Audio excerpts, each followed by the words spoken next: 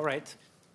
Hello, welcome everybody. We're going to start this session. Thanks for joining us on this short session on open data and data management.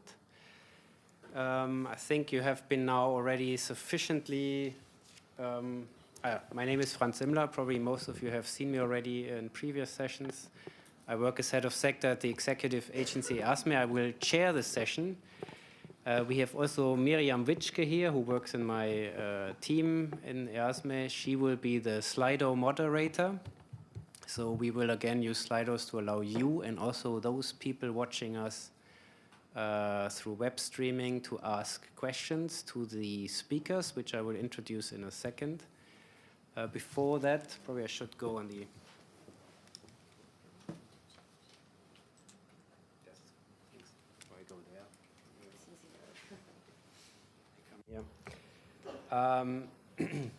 So we use again Slido, you know already. Please log in, well, first to the Wi-Fi. I hope you have the credentials.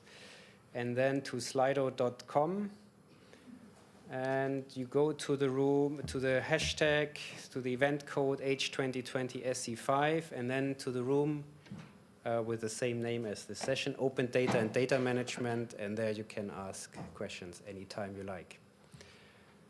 And I think with this, we go directly to our first speaker, which is Daniel Spichtinger. He works in DG RTD in the unit A6, correct? Yes. And he's the expert on open data and open publications. Daniel, please.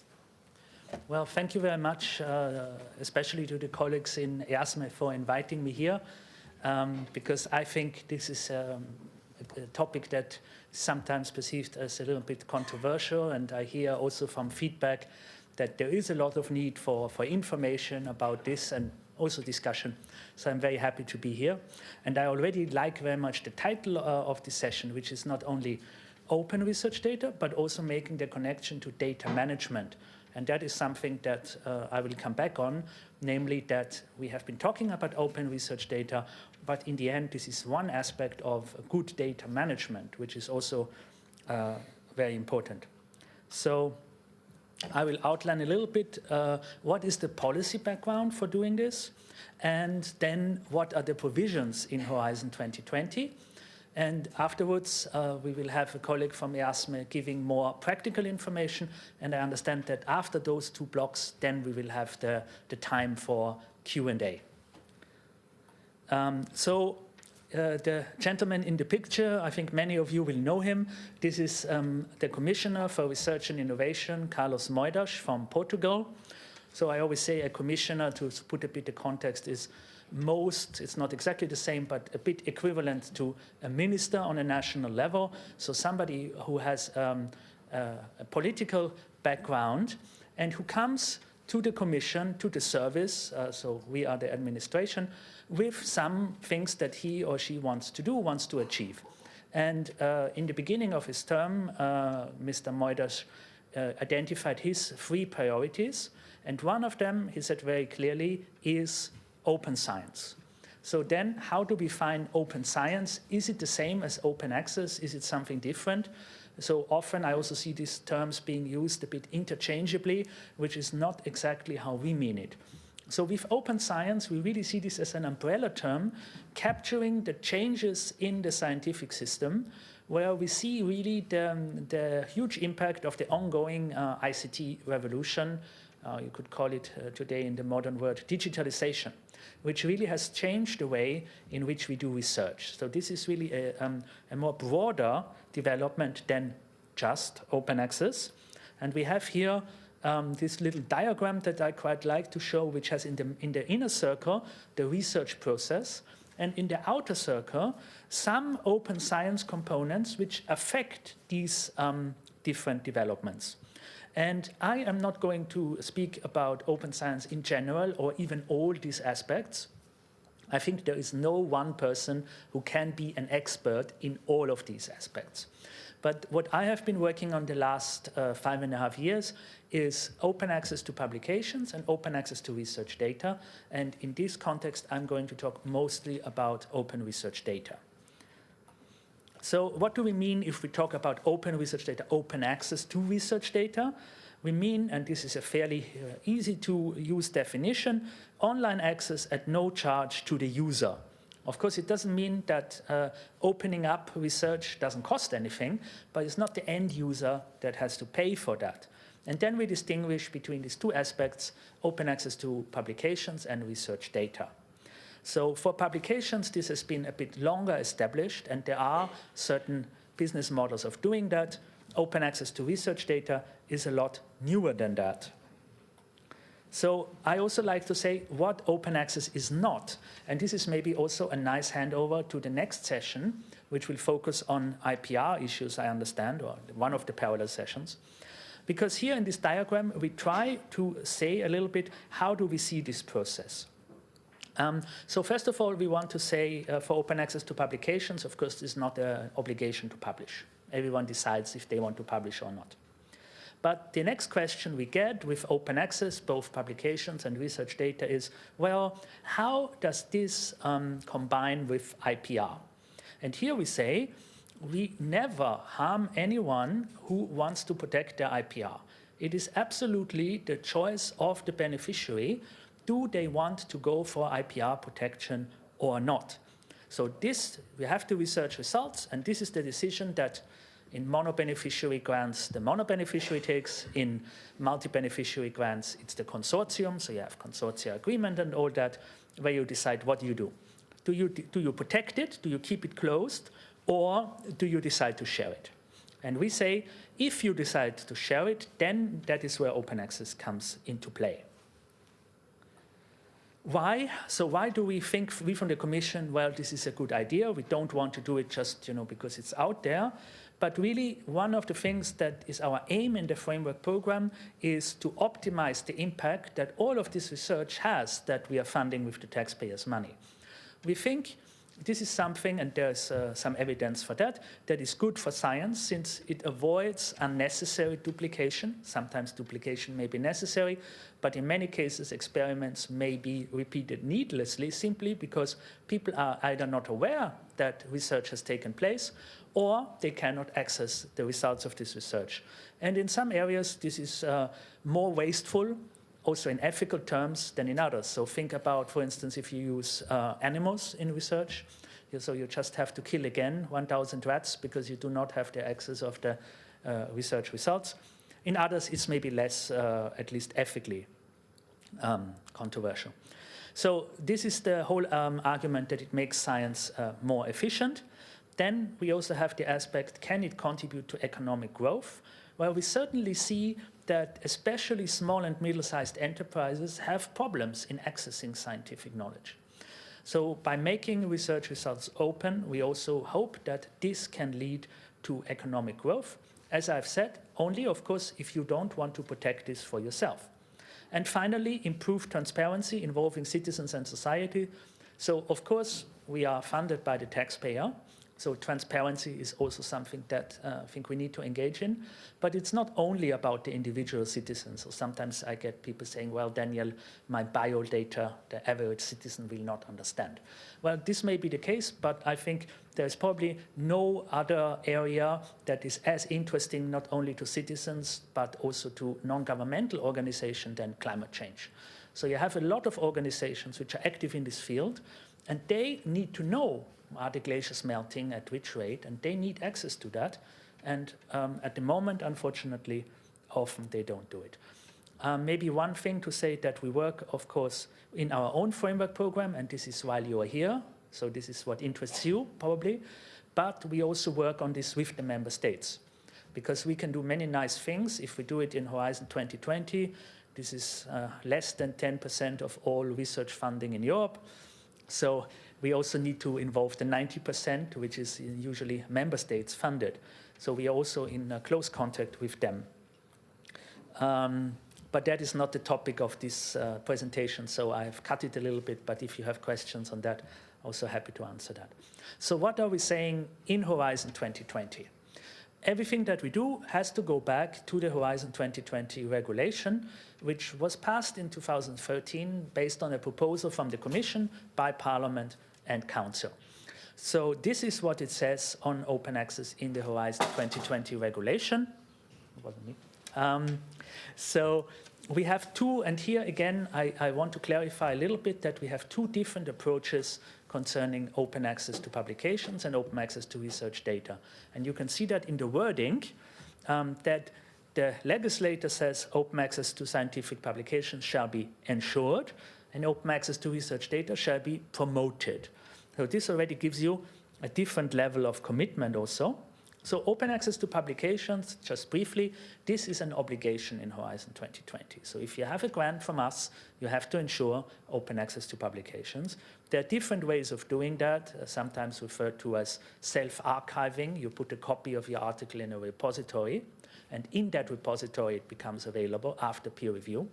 This is very compatible with the current way of scientific publishing, because you can publish in any journal you like, but you just take a copy of that and you put the copy in the repository, and there it becomes, usually not immediately, but after an embargo period, open access.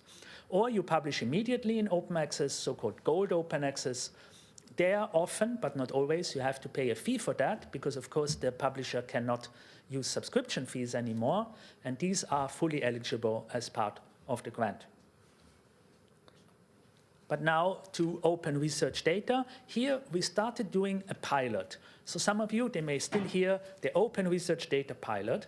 This is what we started in Horizon 2020 because we wanted to try this out. So we said promote it. So how do you promote it? We promote it through a pilot.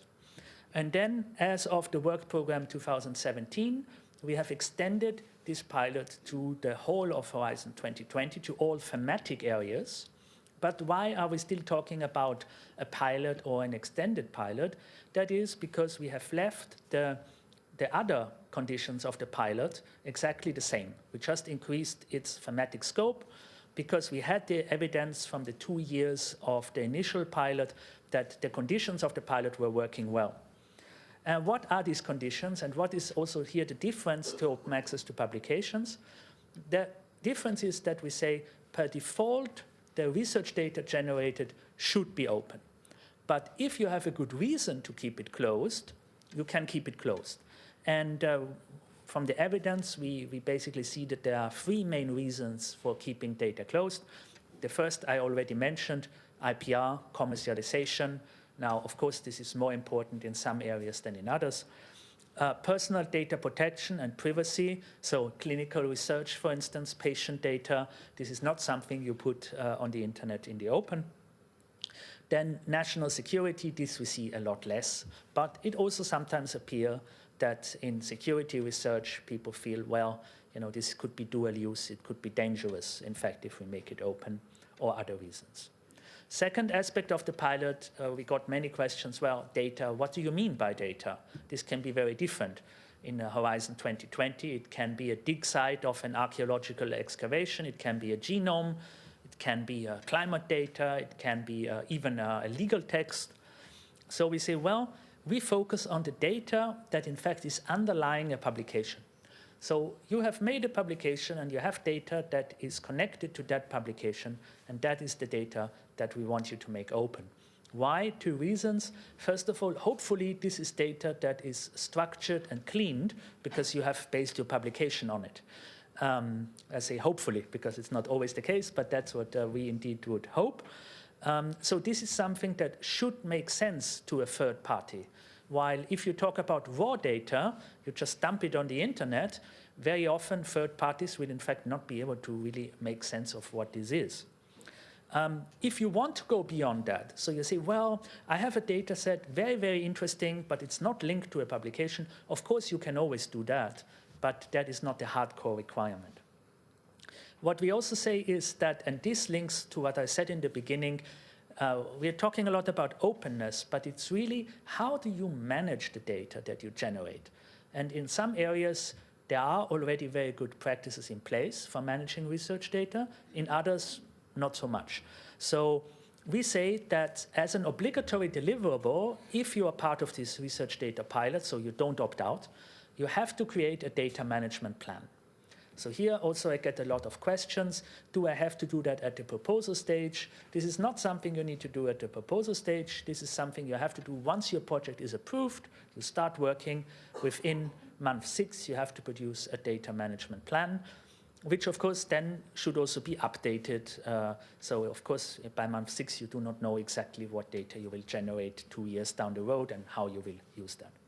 So to summarize our approach, the approach is not open at any cost. It's really as open as possible, as closed as needed. So switching from a system where very often the default is the closed, and if I know my former professor, okay, I give him the data, to a system where by default it is open, except if you have a good reason to keep it closed.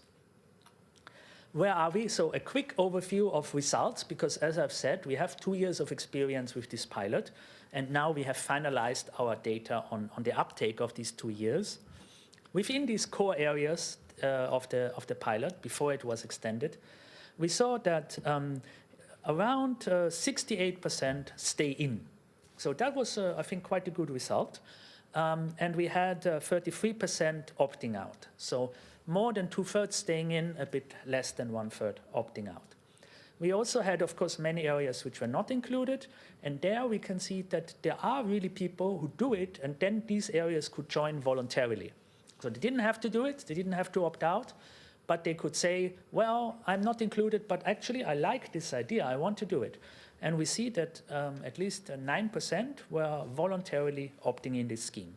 Before, as I've said before, the work program 2017, where it now applies to everyone, but of course still with the opt-out possibility. Why do people say, I don't want to do it? Again, here we see this has remained rather constant during the 2 years of the pilot. Really the most important issue, IPR, commercialization, followed by privacy, and then no data generated. No data generated means these are coordination and support actions mostly, so they don't generate research data. They organize a conference and they say, well, actually, I don't have any research data to make open. Followed by, it's against the main objective of my research. That had to be justified. Why? Or national security. And then there is the last column, other reasons. This was a free text field. I looked a little bit of the content of what is the other reasons given. In fact, they really all fit into one of these aspects. So then they don't call it IPR, they call it applying for a patent, but of course that's similar.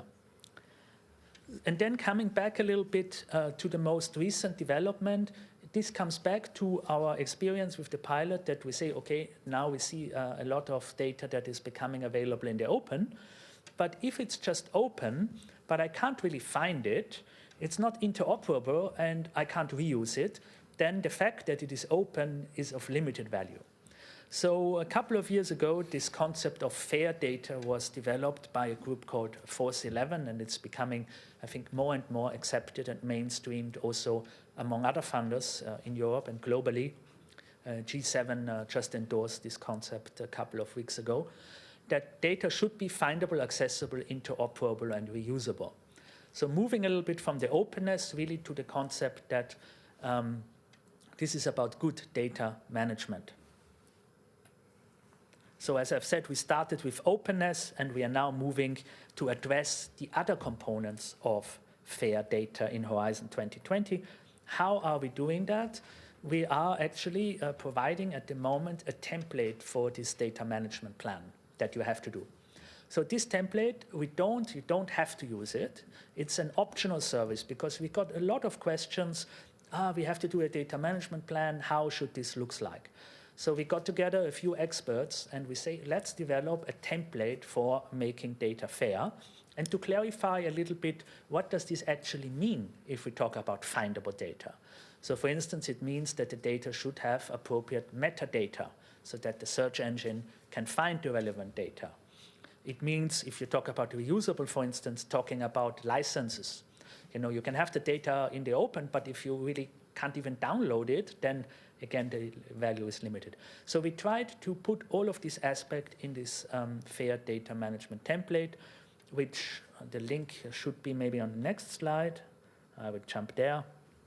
So this is also given in in the end. This is where you can download it. We tried to keep this fairly generic. So we had to make a decision. Do we want to be subject-specific or do we want to be generic? And we're saying FAIR are principles. In theory, everybody who has a grant from Horizon 2020 should be able to apply these FAIR principles. The downside is that, of course, for your specific area, you will not find a very detailed description, I should use standard so-and-so or repository so-and-so, because that is very community dependent. And if we try to define this for all of the areas of Horizon 2020, we end up with a 900-page document, which is very descriptive or prescriptive also. And we don't want to be prescriptive. We want to say these are the principles, but how you implement them is very different among the different communities. In some communities, you may have very well-established repositories for data. In others, you may not have. So, as I've said, this template is a service. It's supposed to be light and flexible. And of course, we don't want you to use one DMP per dataset. It's one DMP per project. And then you describe your general approach. But of course, if you have a specific dataset which is very problematic, then you may want to go in detail of that. And I've said it also before, a DMP as a living document. So to update, when should you update it? We say in our guidance, a good idea is to update it during the progress reporting. You have maybe some experts doing some evaluating of your progress. That could be a good possibility. If not, you can also do it at the end of the project. So this was supposed to give you a first introduction before we go more into the specificities. So I want to leave you with some resources. If you're interested in the priorities of the commissioner, there is a book about that. If you're more interested, and I couldn't go into detail due to the timing, about what is happening on member states level, there is this second link, the NPR report, National Points of Reference, where you can find what is going on in each member state. The data is from 2015, so we are at the moment updating that. The guidance, so that is maybe the most important link for you, that's why it's in bold. We have quite detailed guidance on the participant portal, more than I've said here. I can also talk about it in the discussion, and that really answers, in my experience, most of the questions. Member states also gave us some support in the 2016 Council conclusions, so we do have the support from member states. If you want to know more about the uptake of this pilot, I gave you some general figures, but of course this is very different among different figures. So on the Open Data Portal, you can find this according to calls. And so if you're interested to see what was the opt-in, opt-out rate in your area, you can find it there. So on that note, I wanted to leave you also with some contact notes. We have a functional email box. If you're more interested about this, I would say even philosophical debates about how the scientific system is developing, there is a whole website on open science. What are we doing in the bigger context? Again, things like alternative metrics, researcher evaluation, all of that you can find there. And my colleague is running a Twitter feed. So if you're interested in the topic, we also invite you to follow us on Twitter, and we post regularly some updates about what is happening. So on that note, I wanted to hand over, I think, to my colleague. I hope I was more or less in time, and I'll hand the floor over to you. Very well, thank you very much, Daniel. We agreed to have the next presentation right away, so because some question you may have on your mind might be clarified actually in the next talk. So we move directly forward to Frédéric Accou, who is project officer in EASME, who will give some more practical details. Thank you, Franz.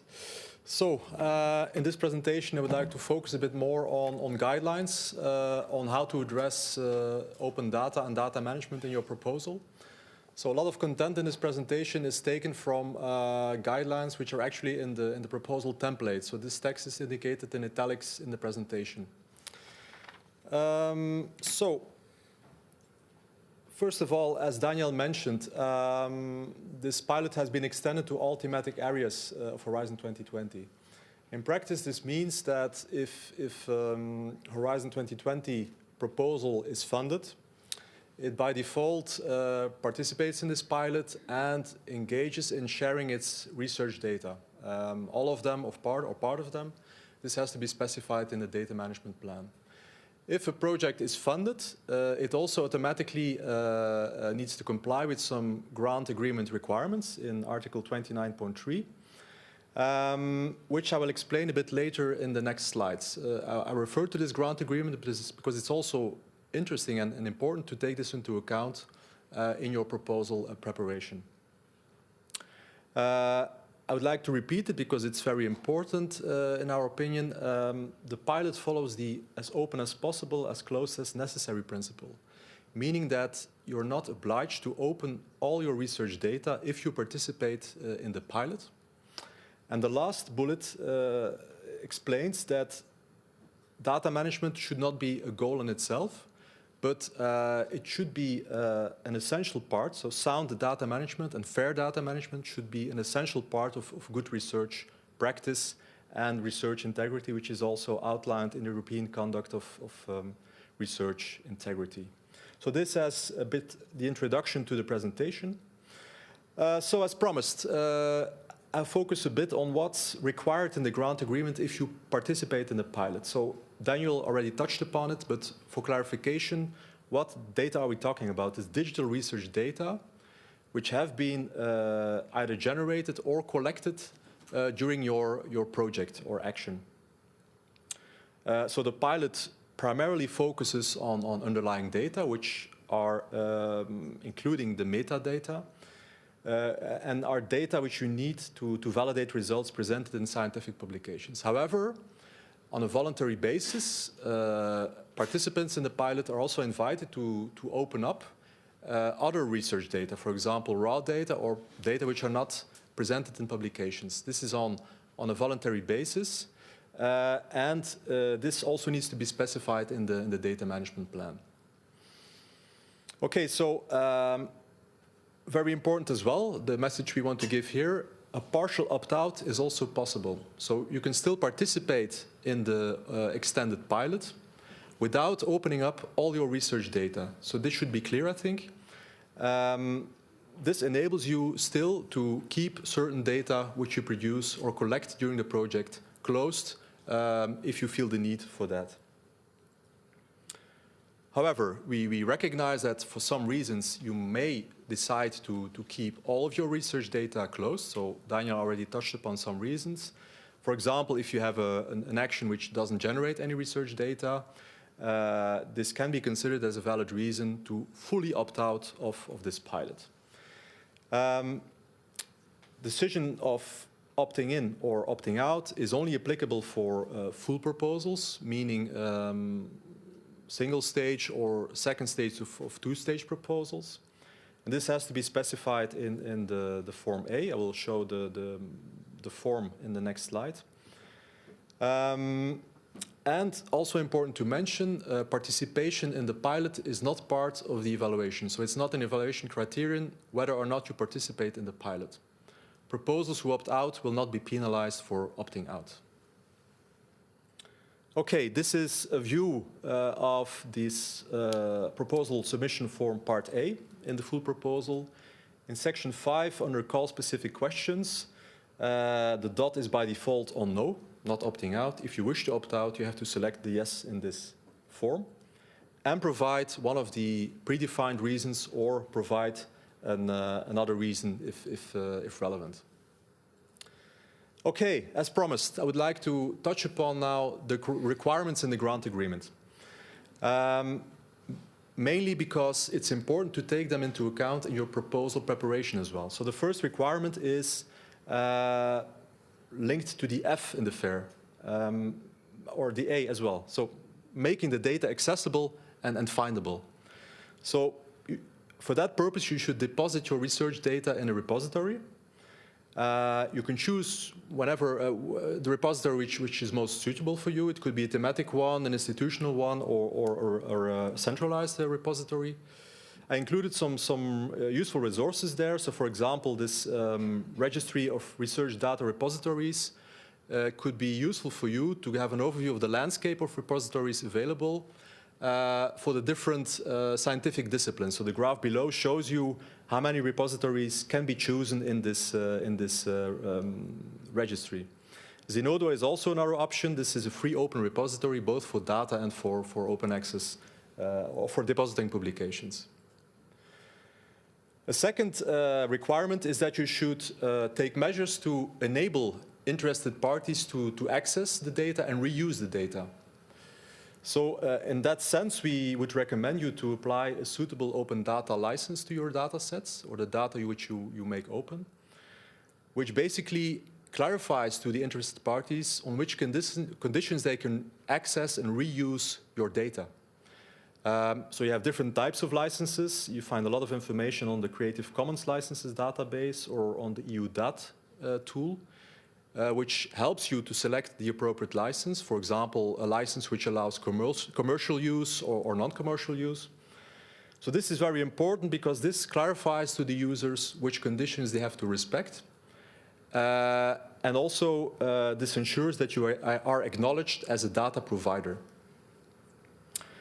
As regards metadata, this enables you to make your data findable. So you should include sufficient documentation on how the data were collected, how they should be interpreted, and also make your data citable. Again, that ensures you that you can be acknowledged if people reuse your data, that you are acknowledged as the person or the project who generated the initial data.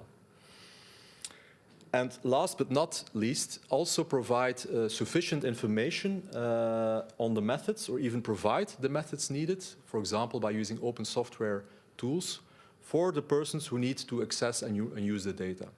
So these 4 points, very important to ensure and to support the reuse of your data. The third requirement is already mentioned by Daniel, so it's the data management plan. This is, let's say, a very important and basic tool for sound data management. So basically, this should describe the data management lifecycle in your project and how you will make the data fair. I will not spend more time on this. This has been explained already. A first version has to be submitted in month 6 of your project, so pretty early in your project. The reason for that is clear, because you need to have a plan at the start of the project. And then also, it should be updated during the project lifetime when you generate or collect new data, or when you have new choices, for example, in the consortium, when you decide to patent certain data, you might have, or you might have the need to change your data management plan, which you developed at the start of the project. So now, where should you address data management in the proposal, and how is it evaluated? So first of all, it's evaluated under the impact award criterion. Again, only applicable for full proposals, as mentioned before. And I also show you the sub-criterion which is used for assessing data management in the proposal. It's indicated in italics. You should address it in the proposal part B, in section 2.2, under measures to maximize impact, under dissemination and exploitation of results. So there you should explain how you will manage the research data generated and or collected in the project. So it's not expected to have a fully developed data management plan in the proposal. However, and this is taken from the template as well, the proposal template, you are invited to address the following aspects as relevant. So first of all, which types of data you will collect, process, and generate, which standards, metadata standards you will use for the data, how you will exploit, share, and make open access to the data. And if you choose to have certain data not open in the project, you should also explain the reasons why in this data management, in the project proposal at least already. And the last bullet is provide information on how you will curate and preserve your data sets which you make open. And ideally as well on provide information on how you will manage this after the project has ended. And again, I would like to refer to the nice slide from Daniel, where this graph showing you should not open all your research data, just to stress that you should align your data management strategy with the IPR and dissemination exploitation plan in your project. Okay, the presentation is mainly on data, but I would also like to explain where you should address the open access to publications in the proposal. It's in the same section of the proposal. So you're invited to explain which strategy you will have to provide open access to publications in this section. Okay, as regards the proposal preparation, costs related to providing open access both to data and publications is fully eligible. So please ensure that you have sufficient resources and budgetary planning for managing the data and providing open access to publications and data. As regards data management, ask yourself the question, do you need a dedicated data manager, for example? Clarify in the proposal which person or persons will be responsible for data management, and also clarify their roles and responsibilities. So not only in this section 2.2, but also in the work plan. So you might consider to have a dedicated task for data management, make this clear in the work plan, and also in the description of partners, if you have persons responsible for data management, explain and justify that these persons have the right expertise. So this should be done in section 4, where you provide details on the expertise of all the participants. So also provide resources for the first version of the data management plan. This is a deliverable, and foresee resources for updates of this plan.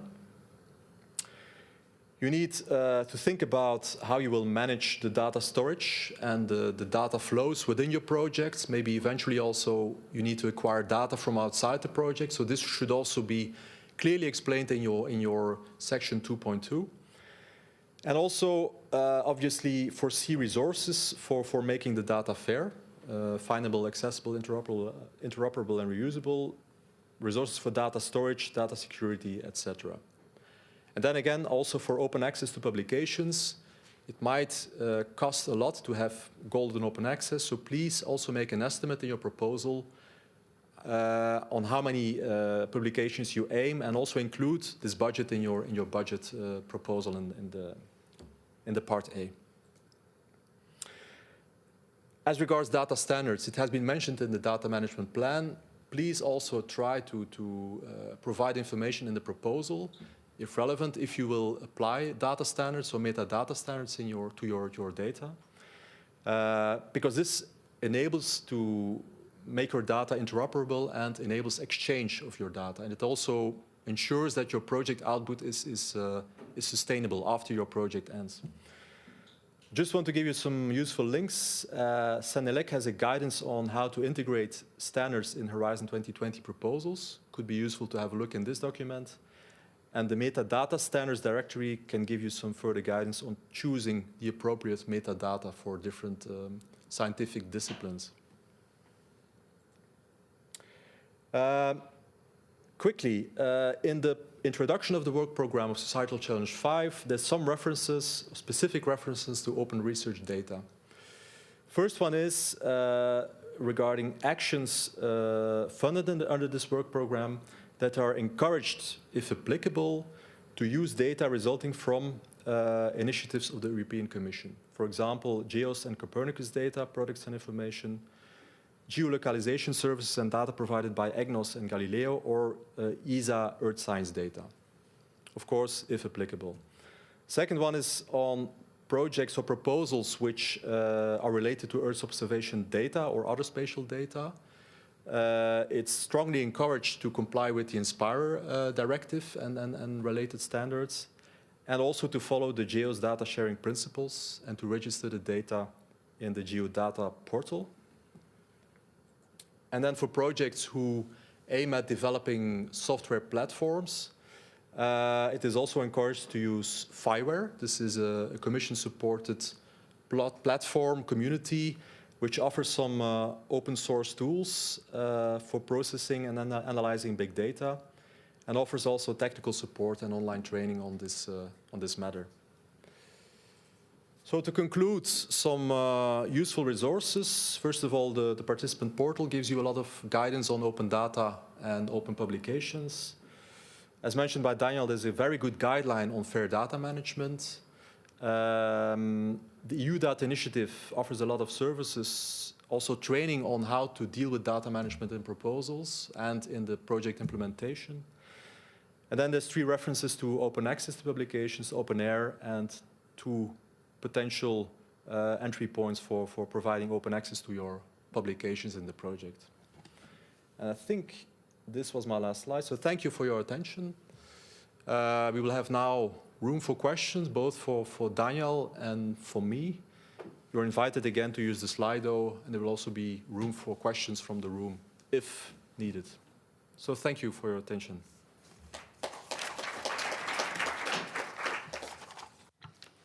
Thank you very much. So the floor is open for questions. I would like first to ask if there's anything directly from the room you want to ask to the speakers. Probably you have done so. Yes? Yes, please. Thank you for your presentations. I guess that for RISE projects, works just the same. Sorry, I'm not sure I understood your question. For what do you mean, RISE project?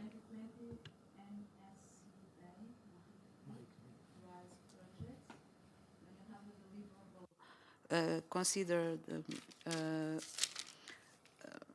the ORDP, it should be just the same. Yeah, I think, yes, I think from my knowledge, because, we have extended the pilot, so it certainly applies also to Marie Curie, except if you say that this is a project where you don't generate any research data, then you just opt out. I'm not familiar with the specifics of RISE, but It's deliverable, but the thing is that, well, I did not estimate any budget for that in the proposal, okay? And how can we overcome that? Of course, it's much better if indeed this is something, so I appreciate very much that that was also said in the second presentation, that indeed this is something that is best addressed at the proposal stage. So it depends what you mean. I mean, a research data management plan, to develop the plan as such, that is probably not very resource intensive. But of course, depending on the amount of data that you generate and the practices in your field, it may be that then what you do with the data, so what you outline in the data management plan, the curation and preservation, that may take resources. And then I guess that is best something to be discussed with your project officer. As far as I'm aware, there is usually the possibility for budget shifts, might need an amendment.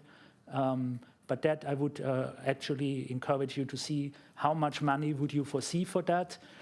Does it need an amendment? And then to discuss that with your project officer to see what this person would feel about that.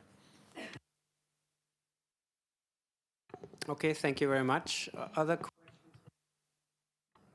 Is it clear enough? There's one question. Yes, please. I have just one question. Following what is now done and addressing the topic of reusing knowledge, what happens when everybody gives the knowledge for free? It is open, and somebody takes it and reworks it into an additional publication or tool or document or whatever. Did you think of who is then the owner of this knowledge? Even if it is for free, I think it's just something to think about, maybe. If it's okay, I like to answer because this question is a very pertinent one, and I always think, oh, why do giving away for free the whatever it is does not, please don't press the button while I speak because then the micro goes off, does not mean you give away the IP. The IP, if you publish something in a journal, it stays your intellectual property, and actually by publishing it for free or also by publishing data, you claim this is my intellectual property, but everybody can use it. So you don't give away the IP, you give away the license to use your IP. That's two different things. And then there is what Frederick referred to, there is also a code of conduct. If somebody else makes use of your IP, he is supposed to properly acknowledge this. That's fair. That's about research integrity. If people don't do this, they fail to comply with research integrity obligations, which is actually also an obligation in Horizon 2020. Everybody who gets funding from us, at least, and also it's an obligation for everybody working in a research institute as in a university, that they have to be fair when using other people's IP, meaning using something published by somebody else to make proper acknowledgement of this. Does this clarify the question, or maybe Daniel wants to add? Well, I think you really said it. I mean, in theory, of course, data reuse is not something that I would generally see as something negative, as long as the proper codes of conduct are being followed. So if you just take something that is out there and pass it as your own, I mean, that is not reuse. That is what we would call for publications a plagiarism. So that is not what we want to encourage. So of course, you can take, if something is open access, you can take it, you can reuse it, you can create new products and services, but all provided that you are clear and acknowledge the source that you use. All right. Any other questions from the floor? Then I suggest we turn to the questions provided in Slido. Maybe Miriam you want to read it, or I can read it? Yeah. First one. Yes, we have a couple of questions. So there are two questions related to the codes. So how about source codes? Underlying to publications are often data models. So yeah, maybe you can first answer this question. I think it was also partially answered in the second presentation that we say at least provide information what kind of software you use, so that, you know, if there's data, it's clear, well, this is data from that and that software. If that software can be provided, and of course, when I talk about, or when I think about data from my perspective, you know, this is sometimes Excel files and things like that. But often, of course, it's not data like that, but you have very specific software that may be written specifically for this project or for this kind of data. So if this software can be provided, that, of course, is something that we would encourage, but that's not a hardcore requirement. But we would like at least some information, what is the software that has been used to create that data set. Okay, and I can probably also answer to the next, which is the same a bit, but more specific to CLA1 on the integrated assessment models.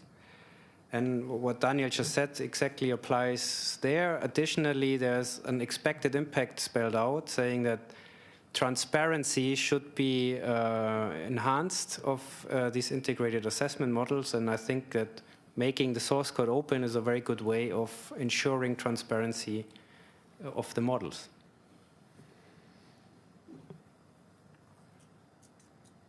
The next question. Okay, the next question. Do you have any good examples of data management plans from the pilot that you can share? So we already talked about the template, but we want to... Yeah, the template is, of course, not filled in. So maybe as a first step, I go back to what I said before, that this data management plan is a deliverable. And that is also something that I want to stress, is that normally it's up to the consortium to decide the openness of that deliverable. So you could also have a data management plan, which you say we keep that to the Commission and ourselves, and we don't put it in the open. So there are some data management plans which the consortium or the mono-beneficiary has decided to make open. We as such, so they are available on different websites, we as such haven't collected them, but there is an organization called the Digital Curation Center, DCC, And they are experts in data management, and they have taken the trouble of actually collecting these data management plans, looking at them, and identifying some best practice examples. So if you Google Digital Curation Center and Horizon 2020, then you will get to the site where they also give these data management plans, which are open deliverables. So those are the ones that, in fact, you can download and look at. I can give some concrete examples from 2 running projects. One is called Magic, so like the word magic, but in big letters. It's a project on the nexus, water, climate, food, and energy nexus. And they have obviously a very, very good data management plan that you can find on their website. And also CD Links was renowned for having a very good data management plan. So you can browse internet sites of ongoing projects and look at those, for example, these 2, and look at the data management plans to find some examples. So, as Daniel explained, there's a good guideline on preparing data management plans, and there's also in the participant portal a template for providing a data management plan as deliverable. So we consider this as a good way as for developing your data management plan in general. So the next question is if conference presentations or posters should also be part of the open research data pilot. So normally we consider them more as publications. And of course, one can argue publications are also data. But as I've said, we have the different strands of our policy. And we usually concentrate, when we say publications, we say not any publication, but peer-reviewed scientific publications. So in that case, we really focus on research articles in journals. So if you want to put also your poster and conference paper in open access, it's certainly something that we would encourage, but it's not the main focus of our policy.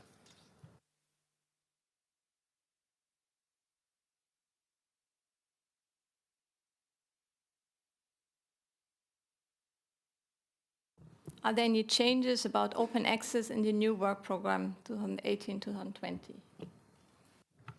For the policy, not as such. For publications, the policy has been the same since the beginning. For data, as I've said in the work program 2017, that was in a way mainstreamed, made a default for all areas. So that hasn't changed. So the policy is staying the same. We do have, of course, calls which are related to data-relevant issues. For instance, in the work program Science with and for Society, we have a call about data reuse. And you may look at data-relevant calls in different work programs, but that is not the policy. Those are specific calls. So the policy, I would say there is no change in the work program 2018.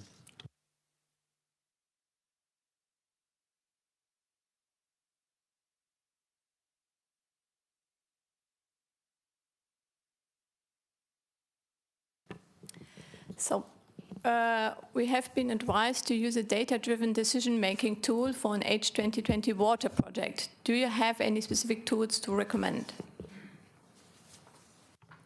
From my side, no, because I deal with the general policy and I'm not the expert in water research. So I'm sorry for that one. I wouldn't be able to help you. Well, I would recommend you to have a look at this Fireware platform. They offer a lot of open source tools. Might be there is a tool which could suit that purpose. And there's 2 ongoing projects, Bingo and Imprex, which also developing such tools. You can have a look in which direction they develop their tools as well.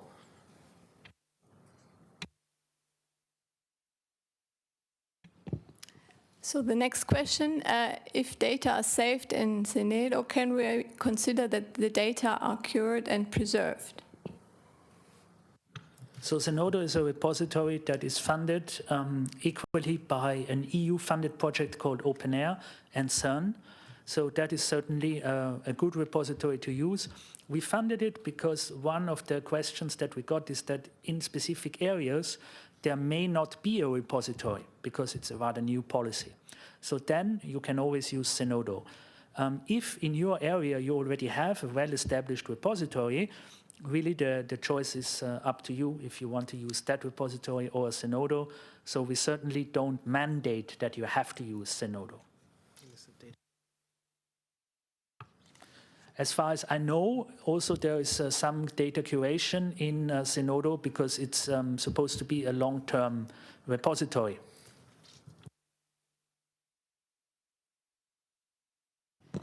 Next question. Other platforms could be used instead of Fireware? Sure. Short answer, yes.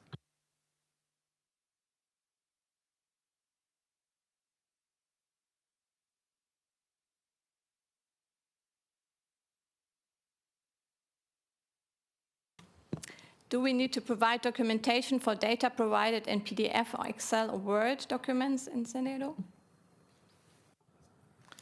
Well, there I would really encourage you to look at the specific requirements of the Zenodo repository.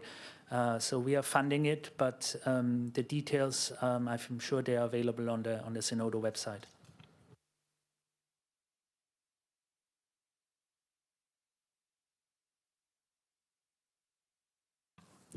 Inspire relates only to environmental data. Does the Commission have any expected standards for social science data? Yeah, for me, Inspire is a very interesting directive because on data, it's really the only directive that we have. So for other areas, we have recommendations, but we don't have directives.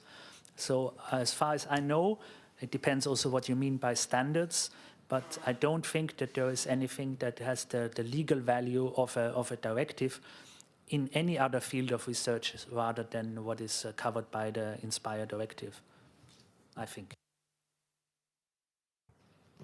Yes, I mean, you can use any standards and you're free to find something, but maybe if you don't know where to look, the Research Data Alliance, that was also mentioned in one of the slides by Frederick, which provides some guidance in this direction. So you might want to look at the website of the Research Data Alliance, RDA.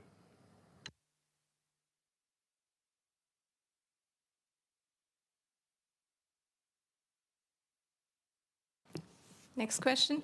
Which methodology and standards should be applied for the data management plan? So this is maybe Well, you are invited to follow the guidelines which we provide. I think that's what is available from our side to develop your data management plan and how to deal with standards. Yeah, I think as I tried to explain also in the outline, I mean, the data management plan, that gives you the principles of FAIR, and it explains a little bit what we would expect to be addressed. But we did not go down the route that we define for each area what standards you should use, also because that is not always a consensus in the scientific community. So that is really something that is very discipline specific, and that is a discussion to be had within your relevant discipline, I would say.